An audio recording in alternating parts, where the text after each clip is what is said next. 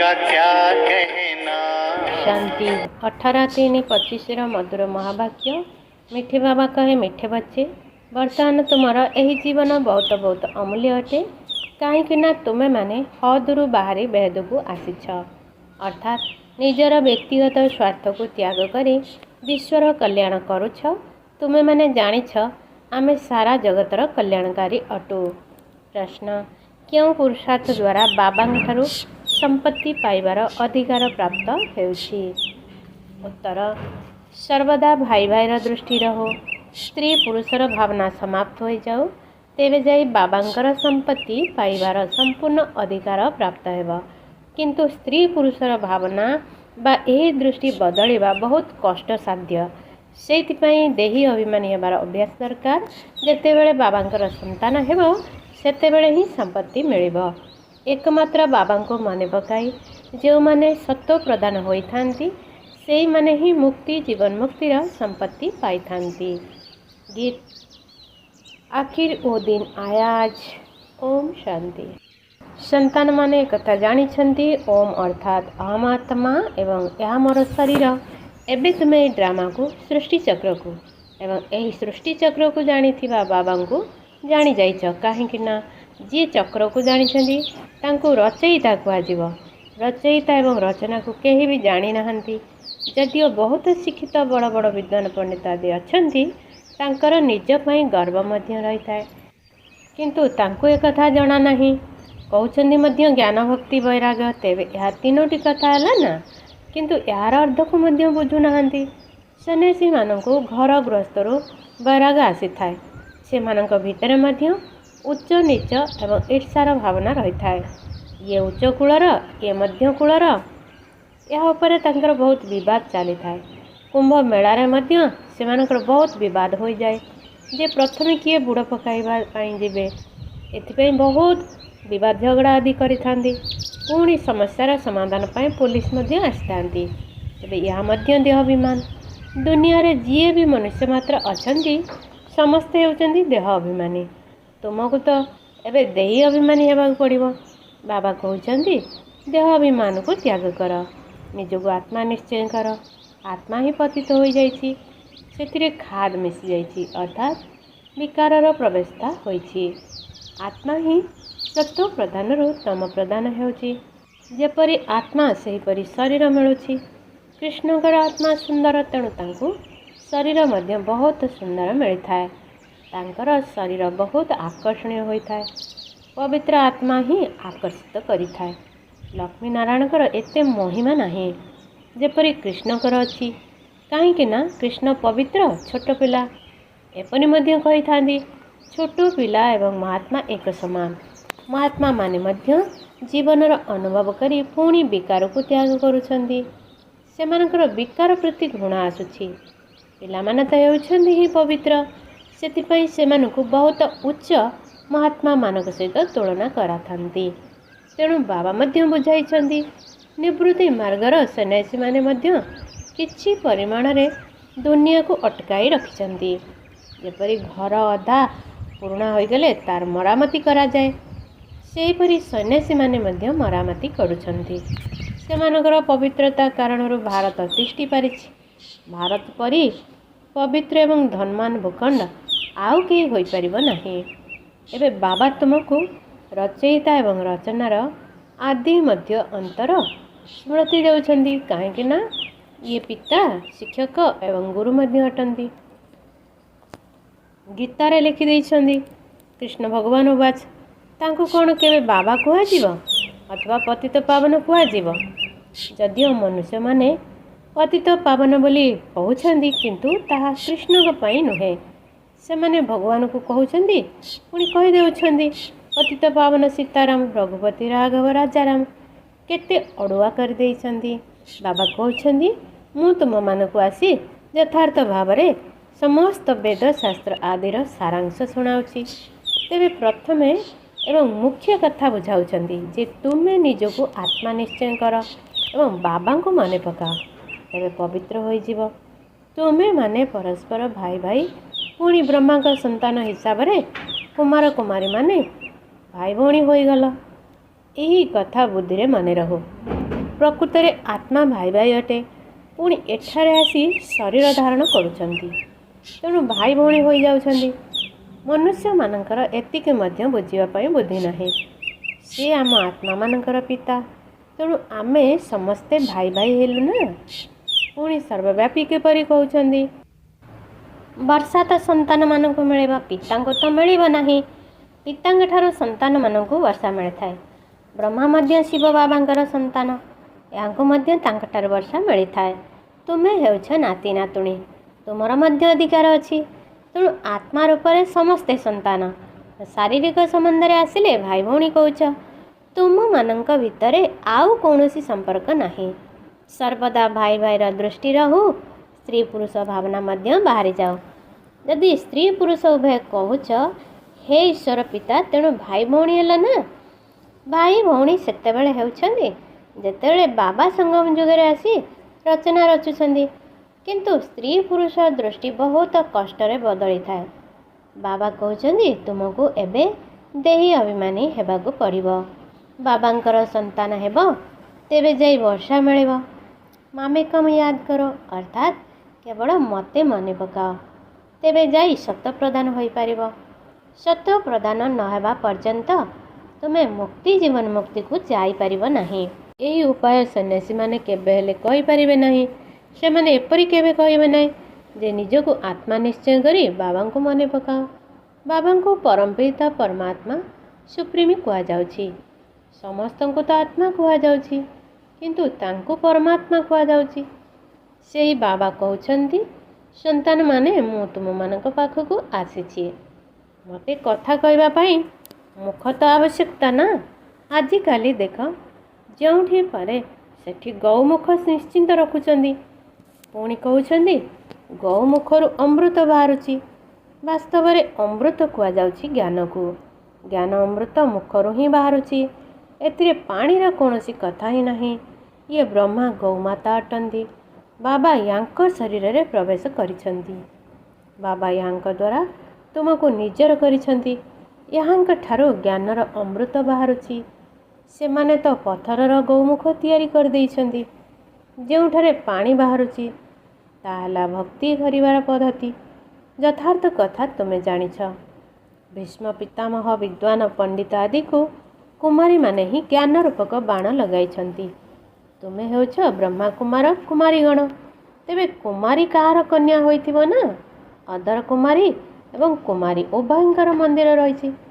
ବାସ୍ତବରେ ଏହା ତୁମର ସ୍ମାରକୀ ମନ୍ଦିର। ବାବା ବୁଝାଉଛନ୍ତି, ଯେହେତୁ ତୁମେ ବ୍ରହ୍ମା କୁମାର କୁମାରୀ ଅଟ, ତେଣୁ ତୁମ ଭିତରେ ବିକାରୀ ସମ୍ପର୍କ ହୋଇପାରିବ ନାହିଁ। ନହେଲେ ବହୁତ କଠିନ ଦଣ୍ଡ ମିଳିବ। ଦେହ ଅଭିମାନରେ ଆସି ଏକଥା ଭୁଲି ଯାଉଛ ଯେ ଆମେ ଭାଇ ଭଉଣୀ ଅଟୁ। ଏ ବି ମଧ୍ୟ ବିକେ, ମୁଁ ବି ମଧ୍ୟ ବିକେ। ତେଣୁ ବିକାରର ଦୃଷ୍ଟି ଯାଇପାରିବ ନାହିଁ। କିନ୍ତୁ ଆସୁରୀ ସମ୍ପ୍ରଦାୟର ମନୁଷ୍ୟ ବିକାର ବିନା ରହିପାରୁନାହାନ୍ତି। ତେଣୁ ବିଘ୍ନ ପକାଉଛନ୍ତି। ଏବେ ତୁମେ ବ୍ରହ୍ମା କୁମାର କୁମାରୀମାନଙ୍କୁ ବାବାଙ୍କ ଠାରୁ ବର୍ଷା ମିଳୁଛି। ତେଣୁ ବାବାଙ୍କ ଶ୍ରୀମତରେ ଚାଲିବାକୁ ହେବ, ପବିତ୍ର ହେବାକୁ ପଡ଼ିବ। ଏହା ହେଉଛି ଏହି ବିକାରୀ ମୃତ୍ୟୁ ଲୋକର ଶେଷ ଜନ୍ମ। ଏକଥା ମଧ୍ୟ କେହି ଜାଣିନାହାନ୍ତି। ଅମର ଲୋକରେ କିଛି ବିକାର ରହିବ ନାହିଁ। ସେମାନଙ୍କୁ କୁହାଯାଉଛି ସତପ୍ରଧାନ ସମ୍ପୂର୍ଣ୍ଣ ନିର୍ବିକାରୀ। ଏଠାରେ ଅଛନ୍ତି ତମ ପ୍ରଧାନ ସମ୍ପୂର୍ଣ୍ଣ ବିକାରୀ। ଗାୟନ ମଧ୍ୟ କରୁଛନ୍ତି। ସେମାନେ ସମ୍ପୂର୍ଣ୍ଣ ନିର୍ବିକାରୀ, ଆମେ ବିକାରୀ ପାପୀ। ତେଣୁ ସମ୍ପୂର୍ଣ୍ଣ ନିର୍ବିକାରୀଙ୍କର ପୂଜା କରୁଛନ୍ତି। ବାବା ବୁଝାଇଛନ୍ତି, ତୁମେ ଭାରତବାସୀ ହିଁ ପୂଜ୍ୟରୁ ପୁଣି ପୂଜାରୀ ହେଉଛ। ବର୍ତ୍ତମାନ ସମୟରେ ଭକ୍ତିର ପ୍ରଭାବ ବହୁତ ରହିଛି।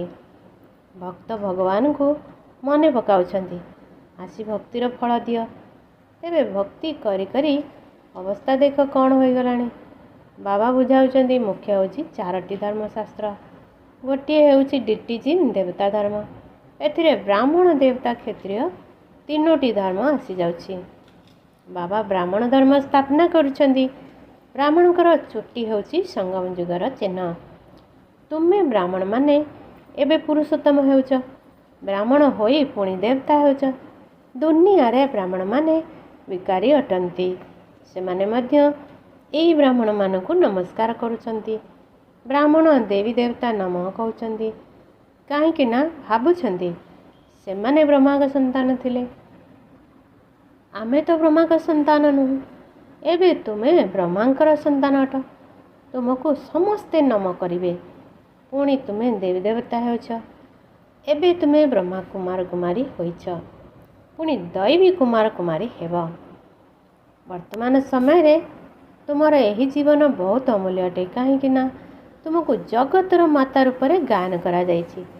ତୁମେ ହଦରୁ ବାହାରି ବେଦକୁ ଆସିଛ। ତୁମେ ଜାଣିଛ ଆମେ ଏହି ଜଗତର କଲ୍ୟାଣକାରୀ ଅଟୁ। ତେଣୁ ସମସ୍ତେ ଜଗତମ୍ବା ଜଗତ ପିତା ହୋଇଗଲ। ଏହି ନର୍କରେ ମନୁଷ୍ୟ ବହୁତ ଦୁଃଖ।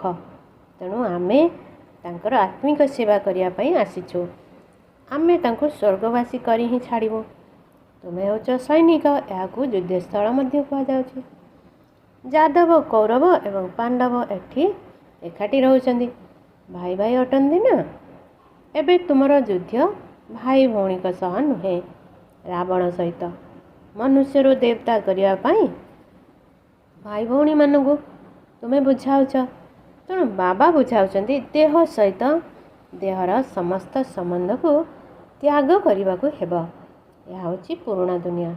ଏଠାରେ କେତେ ବଡ଼ ବଡ଼ ଡ୍ୟାମ୍, ବନ୍ଧ, କେନାଲ ଆଦି ତିଆରି କରୁଛନ୍ତି। କାହିଁକି ନା ପାଣି ନାହିଁ, ପ୍ରଜା ବହୁତ ବଢ଼ିଯାଇଛନ୍ତି। ସେଠାରେ ତ ତୁମେ ବହୁତ ଅଳ୍ପ ସଂଖ୍ୟକ ରହିବ। ନଦୀମାନଙ୍କରେ ଢେର ପାଣି ରହିବ, ଶସ୍ୟ ମଧ୍ୟ ବହୁତ ହେବ। ଏଠାରେ ତ ଏହି ଧରଣୀ ଉପରେ କୋଟି କୋଟି ମନୁଷ୍ୟ ଅଛନ୍ତି। ସେଠାରେ ସମ୍ପୂର୍ଣ୍ଣ ଧରଣୀ ଉପରେ ସାରା ବିଶ୍ୱରେ ଆରମ୍ଭରେ 9-10 ଲକ୍ଷ ରହିବେ। ଆଉ କୌଣସି ଭୂଖଣ୍ଡ ରହିବ ନାହିଁ। ତୁମେ ଅଳ୍ପ ମନୁଷ୍ୟ ହିଁ ସେଠାରେ ରହିବ। ତୁମକୁ କେଉଁଠାକୁ ଯିବାକୁ ମଧ୍ୟ ପଡ଼ିବ ନାହିଁ। ସେଠାରେ ସର୍ବଦା ବସନ୍ତ ଋତୁ ହେବ। 5 ତତ୍ତ୍ୱ ମଧ୍ୟ କୌଣସି କଷ୍ଟ ଦେବ ନାହିଁ। ଅଧୀନରେ ରହିବେ। ସେଠାରେ ଦୁଃଖର ନାମ ହିଁ ରହିବ ନାହିଁ। ତାହା ହେଉଛି ସ୍ୱର୍ଗ। ଏବେ ହେଉଛି ଦୋଜକ ଅର୍ଥାତ୍ ନର୍କ। ଏହି ନର୍କ ମଝିରୁ ଅର୍ଥାତ୍ ଦ୍ୱାପର ଠାରୁ ଆରମ୍ଭ ହେଉଛି। ଦେବତାମାନେ ହିଁ ବାମ ମାର୍ଗରେ ଅର୍ଥାତ୍ ବିକାରୀ ମାର୍ଗରେ ଆସୁଛନ୍ତି। ପୁଣି ରାବଣର ରାଜ୍ୟ ଆରମ୍ଭ ହୋଇଯାଉଛି। ତୁମେ ବୁଝି ଯାଇଛ ଆମେ ଡବଲ ସିରତାଜ ଅର୍ଥାତ୍ 2 ମୁକୁଟଧାରୀ ପୂଜା ହେବା, ପୁଣି ସିଙ୍ଗଲ ସିରତାଜ ହେବା। ସତ୍ୟ ଯୁଗରେ ପବିତ୍ରତାର ମଧ୍ୟ ଚିହ୍ନ ରହିବ। ଦେବତାମାନେ ତ ସମସ୍ତେ ପବିତ୍ର। ଏଠାରେ କେହି ବି ପବିତ୍ର ନାହାନ୍ତି। ଜନ୍ମ ତ ବିକାରରୁ ହେଉଛି ନା। ତେଣୁ ଏହାକୁ ଭ୍ରଷ୍ଟାଚାରୀ ଦୁନିଆ କୁହାଯାଉଛି। ବିକାରରୁ ହିଁ ଭ୍ରଷ୍ଟାଚାର। ସନ୍ତାନମାନେ ଜାଣିଛନ୍ତି ସତ୍ୟ ଯୁଗରେ ପବିତ୍ର ପ୍ରବୃତ୍ତି ମାର୍ଗ ଥିଲା, ଏବେ ଅପବିତ୍ର ହୋଇଯାଇଛି। ଏବେ ପୁଣି ପାବନ ଶ୍ରେଷ୍ଠାଚାରୀ ଦୁନିଆ ହେବ। ସୃଷ୍ଟିର ଚକ୍ର ଘୁରୁଛି ନା। ପରମ ପିତା ପରମାତ୍ମାକୁ ହିଁ ପତିତ ପାବନ କୁହାଯାଉଛି। ମନୁଷ୍ୟ କହିଦେଉଛନ୍ତି ଭଗବାନ ପ୍ରେରଣା ଦେଉଛନ୍ତି। ତେବେ ପ୍ରେରଣା ଅର୍ଥାତ୍ ବିଚାର। ପ୍ରେରଣାର ତ କଥା ହିଁ ନାହିଁ। ସିଏ ବାବା ନିଜେ କହୁଛନ୍ତି ମୋତେ ଶରୀରର ଆଧାର ନେବାକୁ ପଡ଼ୁଛି। ମୁଁ ମୁଖ ବିନା କିପରି ଶିକ୍ଷା ଦେବି? ପ୍ରେରଣା ଦ୍ୱାରା କୌଣସି ଶିକ୍ଷା ଦିଆଯାଏ କି? ଭଗବାନ ପ୍ରେରଣା ଦ୍ୱାରା କିଛି ବି କରନ୍ତି ନାହିଁ। ବାବା ତ ସନ୍ତାନମାନଙ୍କୁ ପାଠ ପଢ଼ାଉଛନ୍ତି। ପ୍ରେରଣା ଦ୍ୱାରା ପାଠ ପଢ଼ା ହୋଇପାରିବ କି? ବାବାଙ୍କ ବ୍ୟତୀତ ସୃଷ୍ଟିର ଆଦି ମଧ୍ୟ ଅନ୍ତର ରହସ୍ୟ କେହି କହିପାରିବେ ନାହିଁ। ବାବାଙ୍କୁ ହିଁ ଜାଣିନାହାନ୍ତି। କେହି କେହି କହୁଛନ୍ତି ଲିଙ୍ଗ ସଦୃଶ, କେହି କହୁଛନ୍ତି ଅଖଣ୍ଡ ଜ୍ୟୋତି ଅଟନ୍ତି, କେହି କହୁଛନ୍ତି ବ୍ରହ୍ମ ହିଁ ଈଶ୍ୱର। ତତ୍ତ୍ୱଜ୍ଞାନୀ ବ୍ରହ୍ମଜ୍ଞାନୀ ମଧ୍ୟ ଅଟନ୍ତି। ଶାସ୍ତ୍ରରେ ଦେଖାଇ ଦେଇଛନ୍ତି 84 ଲକ୍ଷ ଯୋନି। ଯଦି 84 ଲକ୍ଷ ଯୋନି ହୋଇଥାନ୍ତା ତେବେ କଳ୍ପର ଆୟୁଷ ବହୁତ ବଡ଼ ହେବା ଦରକାର। ତେବେ ଏହାର ହିସାବ କେହି ବାହାର କରିପାରିବେ ନାହିଁ। ସେମାନେ ତ ସତ୍ୟ ଯୁଗକୁ ହିଁ ଲକ୍ଷ ଲକ୍ଷ ବର୍ଷ କହିଦେଉଛନ୍ତି। ବାବା କହୁଛନ୍ତି ସମ୍ପୂର୍ଣ୍ଣ ସୃଷ୍ଟି ଚକ୍ର ହିଁ 5000 ବର୍ଷର ଅଟେ। 84 ଲକ୍ଷ ଜନ୍ମ ପାଇଁ ସେତିକି ସମୟ ମଧ୍ୟ ଦରକାର ନା। ଏହି ଶାସ୍ତ୍ର ସବୁ ହେଲା ଭକ୍ତି ମାର୍ଗର। ବାବା କହୁଛନ୍ତି ମୁଁ ଆସି ତୁମକୁ ସବୁ ଶାସ୍ତ୍ରର ସାରାଂଶ ବୁଝାଉଛି। ଏସବୁ ହେଉଛି ଭକ୍ତି ମାର୍ଗର ସାମଗ୍ରୀ। ଏଥିରୁ କେହି ବି ମୋତେ ପ୍ରାପ୍ତି କରିପାରୁନାହାନ୍ତି। ମୁଁ ଯେବେ ଆସୁଛି ସମସ୍ତଙ୍କୁ ସାଥିରେ ନେଇଯାଉଛି। ମୋତେ ଡାକୁଛନ୍ତି ହେ ପତିତ ପାବନ ଆସ, ପବିତ୍ର କରି ଆମକୁ ପବିତ୍ର ଦୁନିଆକୁ ନେଇଯାଅ। ପୁଣି ଖୋଜିବା ପାଇଁ ଧକ୍କା ଖାଉଛ। କେତେ ଦୂର ଦୂର ପାହାଡ଼ ଆଦିକୁ ଯାଉଛନ୍ତି। ଆଜିକାଲି ତ କେତେ ମନ୍ଦିର ଖାଲି ପଡ଼ୁଛି, କେହି ଯାଉନାହାନ୍ତି। ଏବେ ତୁମେମାନେ ଉଚ୍ଚରୁ ଉଚ୍ଚ ବାବାଙ୍କର ବାୟୋଗ୍ରାଫି ଅର୍ଥାତ୍ ଜୀବନ କାହାଣୀକୁ ଜାଣିଛ। ପିତା ଲୌକିକ ସନ୍ତାନମାନଙ୍କୁ ସବୁକିଛି ଦେଇ ପୁଣି 60 ବର୍ଷ ପରେ ବାନପ୍ରସ୍ଥରେ ବସିଯାଆନ୍ତି। ଏହି ପରମ୍ପରା ମଧ୍ୟ ବର୍ତ୍ତମାନ ସମୟର ଏବଂ ପର୍ବପର୍ବାଣି ଆଦି ମଧ୍ୟ ଏହି ସମୟର ଅଟେ। ତୁମେ ଜାଣିଛ ଏବେ ଆମେ ସଙ୍ଗମ ଯୁଗରେ ଉପସ୍ଥିତ ହୋଇଛେ। ରାତି ପରେ ପୁଣି ଦିନ ହେବ। ଏବେ ତ ଘୋର ଅନ୍ଧକାର ରହିଛି। ଗାୟନ ମଧ୍ୟ କରୁଛନ୍ତି। ଜ୍ଞାନ ସୂର୍ଯ୍ୟ ପ୍ରକଟ ହେଲା। ତୁମେ ବାବାଙ୍କୁ ଏବଂ ରଚନାର ଆଦି ମଧ୍ୟ ଅନ୍ତକୁ ଏବେ ଜାଣୁଛ। ଯେପରି ବାବା ନଲେଜଫୁଲ୍ ସେହିପରି ତୁମେମାନେ ମଧ୍ୟ ମାଷ୍ଟର ନଲେଜଫୁଲ୍ ହୋଇଛ। ତୁମମାନଙ୍କୁ ବାବାଙ୍କ ଠାରୁ ବେହେଦର ସୁଖର ବର୍ଷା ମିଳୁଛି। ଲୌକିକ ପିତାଙ୍କ ଠାରୁ ତ ହଦର ବର୍ଷା ମିଳୁଛି, ଯାହାଦ୍ୱାରା ଅଳ୍ପ କାଳର ସୁଖ ମିଳୁଛି, ଯାହାକୁ ସନ୍ନ୍ୟାସୀମାନେ କାକବିଷ୍ଟା ସମାନ ସୁଖ କହିଦେଉଛନ୍ତି। ସେମାନେ ପୁଣି ଏଠାକୁ ଆସି ସୁଖ ପାଇଁ ପୁରୁଷାର୍ଥ କରିପାରିବେ ନାହିଁ। ସେମାନେ ହେଉଛନ୍ତି ହଠଯୋଗୀ, ତୁମେ ହେଉଛ ରାଜଯୋଗୀ। ତୁମର ଯୋଗ ହେଉଛି ବାବାଙ୍କର ସହିତ, ତାଙ୍କର ହେଉଛି ତତ୍ତ୍ୱ ସହିତ। ଏହିପରି ଡ୍ରାମା ମଧ୍ୟ ତିଆରି ହୋଇଛି। ଆଚ୍ଛା, ମିଠେ ମିଠେ ଶିଖିଲ ଦେ ସନ୍ତାନମାନଙ୍କ ପ୍ରତି ମାତା ପିତା ବାପ ଦାଦାଙ୍କର ମଧୁର ସ୍ନେହ ସମ୍ପନ୍ନ ଶୁଭେଚ୍ଛା ଏବଂ ସୁପ୍ରଭାତ। ଆତ୍ମିକ ପିତାଙ୍କର ଆତ୍ମିକ ସନ୍ତାନମାନଙ୍କୁ ନମସ୍ତେ। ଆତ୍ମିକ ସନ୍ତାନମାନଙ୍କର ଆତ୍ମିକ ମାତା ପିତାଙ୍କୁ ନମସ୍ତେ ନମସ୍ତେ ନମସ୍ତେ। ଧାରଣା ପାଇଁ ମୁଖ୍ୟ ସାର। ପବିତ୍ର ହେବାକୁ ହେଲେ ଆମେ ସମସ୍ତେ ଆତ୍ମା ରୂପରେ ଭାଇ ଭାଇ ଅଟୁ ଏବଂ ବ୍ରହ୍ମା ବାବାଙ୍କର ସନ୍ତାନ ହିସାବରେ ଭାଇ ଭଉଣୀ ଅଟୁ। ଏହି ଦୃଷ୍ଟିକୁ ପକ୍କା କରିବାକୁ ପଡ଼ିବ। ଆତ୍ମା ଏବଂ ଶରୀର ଉଭୟ ପବିତ୍ର ସତ୍ୟ ପ୍ରଦାନ କରିବାକୁ ହେବ। ଦେହ ଅଭିମାନକୁ ତ୍ୟାଗ କରିବାକୁ ହେବ। 2. ମାଷ୍ଟର ନଲେଜଫୁଲ୍ ଅର୍ଥାତ୍ ଜ୍ଞାନବାନ ହୋଇ ସମସ୍ତଙ୍କୁ ରଚୟିତା ଏବଂ ରଚନାର ଜ୍ଞାନ ଶୁଣାଇ ଘୋର ଅନ୍ଧକାରରୁ ମୁକ୍ତ କରିବାକୁ ପଡ଼ିବ। ନର୍କବାସୀ ମନୁଷ୍ୟମାନଙ୍କର ଆତ୍ମିକ ସେବା କରି ସେମାନଙ୍କୁ ସ୍ୱର୍ଗବାସୀ କରିବାକୁ ହେବ। ବରଦାନ। ମାଷ୍ଟର ଜ୍ଞାନର ସାଗର ହୋଇ ଜ୍ଞାନର ଗଭୀରତାକୁ ଅନୁଧ୍ୟାନ କରୁଥିବା ଅନୁଭବୀ ରୂପୀ ରତ୍ନରେ ସମ୍ପନ୍ନ ଆତ୍ମା ହୁଅ। ଯେଉଁ ଆତ୍ମାମାନେ ଜ୍ଞାନର ଗଭୀରତାକୁ ଯାଇଥାନ୍ତି ସେମାନେ ଅନୁଭବ ରୂପୀ ରତ୍ନରେ ସମ୍ପନ୍ନ ରହିଥାନ୍ତି। ଗୋଟିଏ ହେଲା ଜ୍ଞାନ ଶୁଣିବା ଏବଂ ଶୁଣାଇବା ଏବଂ ଦ୍ୱିତୀୟରେ ହେଲା ଅନୁଭବୀ ମୂରତ ହେବା। ଅନୁଭବୀ ଆତ୍ମା ସର୍ବଦା ଅବିନାଶୀ ଏବଂ ନିର୍ବିଘ୍ନ ରହିଥାନ୍ତି। ସେମାନଙ୍କୁ କେହି ବି ହଲଚଲ କରିପାରିବେ ନାହିଁ। ଅନୁଭବୀ ଆତ୍ମା ନିକଟରେ ମାୟାର କୌଣସି ବି ଚେଷ୍ଟା ସଫଳ ହୁଏ ନାହିଁ। ଅନୁଭବୀ କେବେ ଧୋକା ଖାଇନଥାଏ। ସେଥିପାଇଁ ଅନୁଭବ ଗୁଡ଼ିକୁ ବଢ଼ାଇବା ସହିତ ପ୍ରତ୍ୟେକ ଗୁଣର ଅନୁଭବୀ ମୂରତ ହୁଅ। ମନନ ଶକ୍ତି ଦ୍ୱାରା ଶୁଦ୍ଧ ସଂକଳ୍ପର ଷ୍ଟକ୍ ଜମା କର। ସ୍ଲୋଗାନ। ଫରିସ୍ତା ଯିଏକି ଦେହର ସୂକ୍ଷ୍ମ ଅଭିମାନର ସମ୍ବନ୍ଧ ଠାରୁ ମଧ୍ୟ ସ୍ୱତନ୍ତ୍ର ଅଟେ। ओम शांति। हमने प्यार वो पाया जो दुनिया पा नहीं सकती। आज मोर टेंशन मु महावीर आत्मा अटे, मु विजयी आत्मा अटे, मु प्रभु प्रिय आत्मा अटे।